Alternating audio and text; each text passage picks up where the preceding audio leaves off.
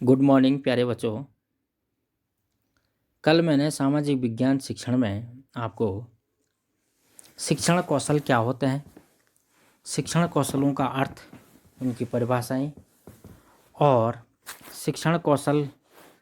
के जो प्रकार हैं या विभिन्न संस्थानों द्वारा या विश्वविद्यालयों द्वारा प्रतिपादित शिक्षण कौशलों की सूची के बारे में अवगत कराया। छात्रों, शिक्षण कौशलों के बारे में जानना बहुत आवश्यक है, उनकी पहचान करना भी अति महत्वपूर्ण कार्य है। इसलिए अपेक्षा है कि आप शिक्षण कौशलों के बारे में ज़रूर पढ़ें, समझें और किस सोपान में कहाँ पर शिक्षण कौशलों का प्रयोग किया जाता है, उसके लिए महारत हासिल करनी होगी आपको। क्योंकि अगर हम क्लास इंटरेक्शन करते तो बहुत ही महत्वपूर्ण बात होती है, किंतु दुर्भाग्यवश हमको इस प्रकार से आपको समझाना पड़ रहा है। ये एक distance learning, online teaching learning है, फिर भी कोशिश करते हैं। तो स्टैनफोर्ड तथा कैलिफोर्निया विश्वविद्यालय द्वारा प्रतिपादित जो शिक्षण कौशलों की सूची मैंने कल आपको प्रेषित भी की है और यूट्यूब पर दिखाने की भी कोशिश की है। किन्हीं कारणों से लैपटॉप ख़राब हो गया है और मैं वहाँ पर ढंग से पीपीटी आपको सेंड नहीं कर पा रहा हूँ या वीडियो नहीं बना पा रहा हूँ, और वीडियो काफ़ी एमबी की बन पा रही है और नेटवर्क की आप जानते ही प्रॉब्लम है। तो कोशिश है कि आपको फिर भी किसी न किसी माध्यम से अपनी आवाज़ आप तक पहुँचा सकूँ, और मैं अपेक्षा करता हूँ कि आप समझें, पढ़ें, इन कौशलों को आप अच्छी तरीके से समझें और उसको आगे बढ़ाने की कोशिश करें। तो कैलिफोर्निया विश्वविद्यालय द्वारा प्रतिपादित शिक्षण कौशलों की सूची में मैंने कल जो आपको कहा था कि उद्दीपन परिवर्तन, प्रस्तावना प्रेरण, समापन, शिक्षक मौन, छात्र सहभागिता, प्रश्न प्रभाव, अनुशीलन प्रश्न, उच्च स्तरीय प्रश्न, अपसारी प्रश्न, अवधारणात्मक पहचान, स्पष्टीकरण या सौधारण प्रश्न, व्याख्यान और नियोजन, आवृत्ति और अभिव्यक्ति पूर्णता। उसके अलावा प्रोफेसर DLN एम रियान द्वारा प्रतिपादित जो शिक्षण कौशल हैं उसमें आपके पास उद्दीपन परिवर्तन, विन्यास प्रेरण, समापन, मौन एवं अशाब्दिक संकेत, पुनर्बलन वाले प्रश्न, प्रश्न पूछने में गति, अनुशीलन प्रश्न, विकेंद्रीकरण प्रश्न, व्यवहार की देखभाल एवं पहचान, दृष्टांत उदाहरण, व्याख्यान, उच्च स्तरीय प्रश्न, नियोजित पुनरावृत्ति, संप्रेषण पूर्णता आदि। और शिक्षा विभाग बड़ौदा विश्वविद्यालय द्वारा दिए गए शिक्षण कौशलों को एक बार मैं पुनः आपके सामने प्रस्तुत करता हूं। पाठ उद्देश्यों का समुचित चुनाव किस प्रकार से किया जाना चाहिए, विषय वस्तु का उचित चुनाव कैसे हो, विषय वस्तु का गठन किस प्रकार से हो, उचित TLM का प्रयोग कैसे किया जाए, प्रभावशाली प्रस्तावना कैसी हो, अच्छे प्रश्नों का चुनाव किस प्रकार से किया जाए, प्रश्न तार्किक कैसे होने चाहिए, संप्रतीय सिद्धांतों की व्याख्या कैसे करनी चाहिए, सिद्धांतों का स्पष्टीकरण किस प्रकार से होना चाहिए, छात्रों का ध्यानाकर्षण कक्षा टीचिंग में किस प्रकार से करना चाहिए, मौन एवं अशाब्दिक शब्दों का प्रयोग किस प्रकार से करना चाहिए, छात्र सहभागिता कैसी होनी चाहिए, उचित कथन एवं गति जो आपके लेक्चर में होती है, जो जिसको हम कहते हैं कि लय ताल और जेस्चर एंड पोस्चर कैसे होना चाहिए, प्रत्युत्तर प्राप्त करना, छात्रों से उत्तर निकलवाने की एक इम्पॉर्टेंट मेथड्स होता है, विधि होती है, टेक्निक्स होती है, छात्रों से उत्तर प्राप्त किस प्रकार से किया जाते हैं, श्यामपट्ट कार्य क्या क्या होता है, किस प्रकार से किया जाता है, कितनी दूर तक आपके जो लेटर्स होते हैं वो लिखने होते हैं, कितनी दूर तक स्टूडेंट उसको देख सकता है, पाठ का प्रभावशाली समापन किस प्रकार से किया जा सकता है, उसके अलावा उचित गृह कार्य क्या क्या दिया जा सकता है, और जो मूल्यांकन पद्धति है, जो आकलन पद्धति है, उसमें किस प्रकार से किया जा सकता है, काठिन्य निवारण किस प्रकार से होगा, छात्रों की प्रशंसा कैसे की जानी है, और अनुशासन व्यवस्था क्लास में किस प्रकार से होनी चाहिए। तो इन सारे बातों पे मैंने थोड़ा कल प्रकाश डालने की कोशिश की है। अब मैं आपके सामने आज जो इकाई पाठ योजना सोपान संख्या 1 सामाजिक विज्ञान शिक्षण के सामान्य उद्देश्यों के बारे में चर्चा करूंगा, और मैंने जो स्टेप्स आपको सोपान लिखाए थे, तो अब मैं एक एक करके उनके बारे में कोशिश करने की आपको बताने की कोशिश करता हूं कि आखिरकार हमको ये सारे कैसे करने हैं। तो आइए जानते हैं इकाई पाठ योजना संख्या 1 सोपान 1 सामाजिक विज्ञान शिक्षण के सामान्य उद्देश्य। छात्रों, मैंने पहले भी कहा था कि सामान्य उद्देश्य क्या होते हैं, विशिष्ट उद्देश्य क्या होते हैं। सामान्य उद्देश्य प्रायः व्यापक रूप होते हैं और ये लॉन्ग टर्म यानी कि दीर्घावस्था में इनको प्राप्त किया जाता है, और ख़ास तौर पर ये हमारे फिलोसफिकल फंडा बेसिस पर आधारित होते हैं, क्योंकि सामाजिक विज्ञान शिक्षण के जो सामान्य उद्देश्य होते हैं वास्तव में ये सदैव ये देखा जाता है कि ये लॉन्ग टर्म में ही इनको प्राप्त किया जा सकता है, और ये कदाचित हो भी सकते हैं प्राप्त और नहीं भी हो सकते हैं। लेकिन हमारी एक कोशिश रहती है जब हम कोई पाठ योजना बनाते हैं तो उसके सबसे पहले स्टेप्स में हम इनको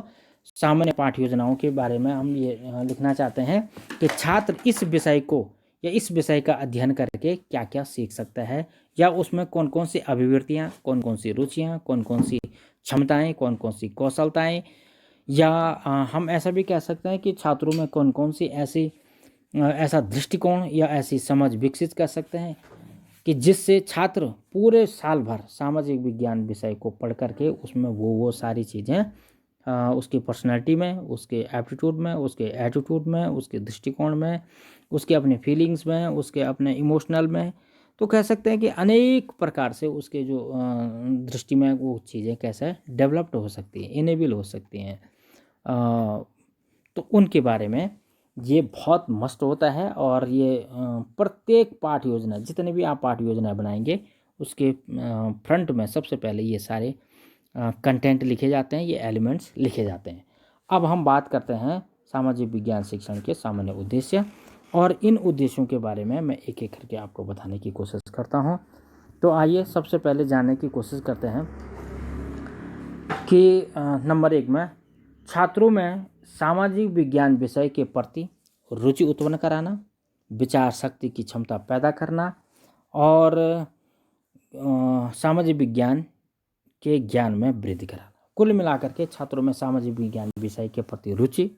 विचार शक्ति और तथा ज्ञान में वृद्धि कराना। दूसरा आता है इसमें छात्रों में सामाजिक विज्ञान विषय की गहनता, एक वैज्ञानिकता, आवश्यकता, व्यापकता एवं उपयोगिता से संबंधित से परिचित कराना। कभी भी आपको जब आप सामाजिक विज्ञान पढ़ाते हैं तो उसके एक सामान्य उद्देश्य होते हैं, और इन सामान्य उद्देश्यों को साल भर पूरे कह सकते हैं कि जब आप ये 6, 7, 8 में तक आप पढ़ाने की कोशिश करते हैं तो कम से कम उनमें ये कह सकते हैं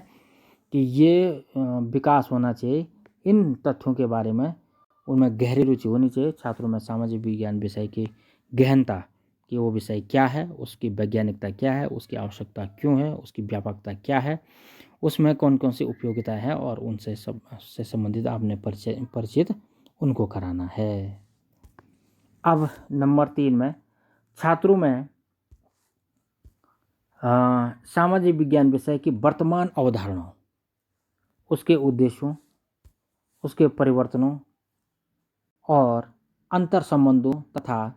समस्याओं के प्रति अनुभूति की समझ पैदा करना। ये बहुत महत्वपूर्ण हो जाता है कि इन सारे चीज़ों के बारे में अगर हम उनमें ये समझ विकसित कर सकते हैं, और वास्तविक रूप में करना भी चाहिए। हर एक विषय की अपनी एक वर्तमान अवधारणा होती है, और मैंने पहले भी कहा था कि न्यू कॉन्सेप्ट ऑफ SST, उसका न्यू कॉन्सेप्ट क्या है उसके बारे में आपके बच्चों को ज़रूर समझाना है। और जब तक हम उसकी वर्तमान अवधारणाओं के बारे में नहीं समझा पाते हैं या न्यू कॉन्सेप्ट ऑफ SST के बारे में नहीं समझा पाते हैं तो छात्र में उस विषय के प्रति एक प्रकार से अरुचि पैदा हो जाती है। वो रुचिवान नहीं हो पाता है, या उस विषय को पढ़ने में उसको इंटरेस्ट नहीं आता है, वो मोटिवेटेड नहीं होता है। इसलिए ये बहुत ही महत्वपूर्ण हो जाता है। उसके उद्देश्यों का, उसमें होने वाले परिवर्तनों का और अंतर संबंधों का, एक विषय क्या दूसरे विषय के साथ क्या अंतर संबंध है, इंटर रिलेशंस हैं, उसके बारे में, और सामाजिक विज्ञान या वर्तमान में समाज में होने वाली विभिन्न प्रकार की समस्याओं के प्रति और उनसे अनुभूति कराना, उसकी समझ विकसित कराना, ये इम्पोर्टेंट हो जाता है। उसके बाद छात्रों में भौगोलिक दशाओं, वातावरणीय घटनाओं और उसके अलावा जो जो अंतर संबंध है, जो अन्य संबंध है, उनसे परिचित कराना। अगला है छात्रों में आदर्श नागरिकता के मूल्यों, सामाजिक मूल्यों और सद्भावनाओं, निर्णय शक्ति तथा जीविकोपार्जन क्षमता और व्यावहारिक दृष्टिकोण का भाव पैदा करना। ये हमारा परम कर्तव्य बनता है कि कम से कम उस विषय को पढ़ करके छात्रों में ये सारी जो क्षमताएं वो विकसित हों, सद्भावनाओं, मूल्यों, निर्णय शक्ति लेने की और जीविकोपार्जन खास तौर पर, क्योंकि सामाजिक विज्ञान का एक उद्देश्य भी है कि जीविकोपार्जन की क्षमता पैदा हो। अगर वो जीविकोपार्जन की क्षमता उसमें पैदा नहीं होती है तो सीधी सी बात है कि उसकी वो सारी डिग्रियां फेल हैं, किसी काम के नहीं है। कम से कम ये हमारा प्रेजेंट, क्योंकि हमने अपना जीवन भरण पोषण तो करना है, इसलिए उसमें वो क्षमता विकसित होनी चाहिए। खास तौर पर सामाजिक विज्ञान में व्यावहारिक दृष्टिकोणों का जो भाव है वो पैदा होना चाहिए। अब अगला आता है कि छात्रों में पर्यावरणीय संप्रतियों, जो खास तौर पर वर्तमान में जो जितनी भी पर्यावरणीय घटनाएं, चाहे वो प्रदूषण से हैं, चाहे वो आपके बहुत बड़े बड़े डिजास्टर से हैं, या हमारे जैसे तूफान आता है, ये कुछ भी जैसे सूर्यग्रहण है, चंद्रग्रहण है, जलवायु है, परिवर्तन, जितनी भी चीज़ें होती हैं उनके बारे में, चाहे मौसम है, तो जो भी आंधी तूफान, बारिश, ओला वृष्टि, कह सकते हैं कि आपका बर्फ़ पड़ना, ठंड पड़ना, गर्मी होनी है, ये सारे पर्यावरणीय जो घटनाएं हैं जो वर्तमान में, चाहे वो कृषि फसल से लेकर के हो, चाहे हमारे वो उद्योगों पे हो, चाहे व्यापार पे हो, चाहे ये वर्तमान में जो ये कोविड-19 का ये भी एक पर्यावरणीय घटना ही है कि इसके आधार पर पूरा डिजास्टर हो गया है। तो इन सारी समस्याओं और प्रघटनाओं तथा मानव जीवन पर पड़ने वाले कारकों का, चाहे वो हमारे ताप का हो, चाहे हमारे वो जल का हो, चाहे हमारे वो धूप का हो, चाहे हमारे वो मिट्टी का हो, चाहे वायु का हो, इन सारे घटनाओं का मानव जीवन पर क्या प्रभाव पड़ता है, चाहे वो हमारे कृषि पे पड़ता है, चाहे एनिमल्स पे पड़ता है, चाहे हमारे मानव जीवन पर पड़ता है, चाहे हमारे पूरे संसाधनों पर, जिस पे भी उसका असर पड़ता होगा उससे उसका परिचय कराना, ये बहुत ही महत्वपूर्ण कार्य हो जाता है। अब आगे आते हैं हम कि छात्रों में सतत एवं संपोषणीय जो क्षमता पैदा कर प्रकृति माता के संसाधनों के प्रति संवेदनशीलता और अति दोहन के दुष्परिणामों की समझ विकसित करना। कम से कम अगर हम छात्रों में ये संपोषणीय और सतत विकास के प्रति अगर उनको आगाह करते हैं और उनमें संवेदनशीलता पैदा करते हैं तो वो उसके अति दोहनों के दुष्परिणाम को समझ जाएंगे। उनको पता होगा कि पृथ्वी के संसाधनों का अति दोहन नहीं करना है, चाहे जितने भी, चाहे पेट्रोल है, चाहे खनिज है, चाहे संसाधन है, चाहे अन्य जितनी भी चीज़ें इस प्रकृति में, चाहे जल है, चाहे मिट्टी है, चाहे आपके चाहे जितने भी संसाधन हैं उनका अति दोहन करने से क्या क्या दुष्परिणाम होते हैं, वो पूरे हमारे 6, 7, 8 की सामाजिक विज्ञान को पढ़कर के छात्रों में कम से कम ये भाव विकसित हो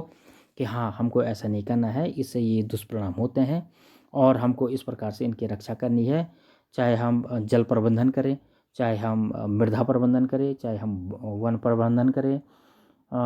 इसके अलावा जितने भी प्रबंधन मैनेजमेंट कर सकते हैं हम, चाहे पॉल्यूशन मैनेजमेंट कर सकते हैं, तो ये क्षमता उनमें अपना पैदा होनी चाहिए उस विषय को पढ़ने के। ये सामान्य उद्देश्य हैं, इसको आप समझ रहे होंगे कि ये हो भी सकते हैं, और लेकिन हम कोशिश करेंगे कि डेफिनेटली सामाजिक विज्ञान पढ़ करके छात्रों में ये भाव पैदा होने चाहिए। उसके अलावा अगर लास्ट है इसमें, छात्रों में सामाजिक विषय का परंपरागत ज्ञान, स्थानीय ज्ञान, देशीय ज्ञान तथा भूमंडलीय ज्ञान की समझ विकसित करना। तो अगर हम ये सोचें कि छात्रों में सामाजिक विज्ञान विषय को पढ़ करके क्या क्या चीज़ हो, तो एक खास तौर पर परंपरागत ज्ञान, और वर्तमान में आप देख रहे हैं कि परंपरागत ज्ञान को बहुत ही महत्वपूर्ण स्थान दिया गया है। बिना परंपरागत ज्ञान के हम कुछ भी नहीं सीखते, और परंपरागत ज्ञान हमारे बहुत सारे जो पूर्वजों से लेकर के हम लोग सीखते चले आ रहे हैं। बहुत सारी टेक्निक्स हैं, मैं धीरे धीरे करके बताऊंगा। आपने देखा ही होगा कि हमारे घर में जो बहुत सारे बीज होते हैं, हमारी माताएं, हमारे दादी इस प्रकार से उनको संरक्षित रखती हैं कि वो अगले साल भर तक उनको फिर बोते हैं और वो नए नए प्रकार से प्लांट या पौधे उगाते हैं। तो या वो